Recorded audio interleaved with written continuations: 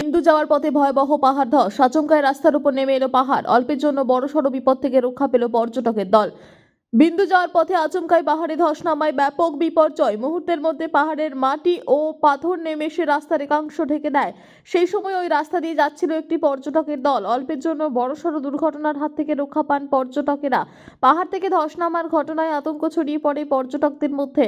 আচমকা পাহাড়ের মাটি ও পাথর রাস্তার উপর এসে পড়ায় কিছুক্ষণের জন্য কার্যত থমকে যায় যান চলাচল।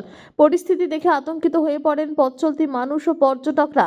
বিন্দু যাওয়ার অন্যতম গুরুত্বপূর্ণ এই পাহাড়ি ধস নামায় পর্যটকদের নিরাপত্তা নিয়ে উদ্বেগ তৈরি হয়েছে। ঘটনাস্থলে রাস্তা পরিষ্কার করার পাশাপাশি পরিস্থিতি খতিয়ে দেখার উদ্যোগ নেওয়া হচ্ছে। প্রাকৃতিক দুর্যোগের কারণে পাহাড়ি রাস্তায় বারবার ধস নামার ঘটনায় পর্যটকদের সতর্কভাবে যাতায়াত করার পরামর্শ দেওয়া হচ্ছে। রতনের রিপোর্ট, পিবি নিউজ।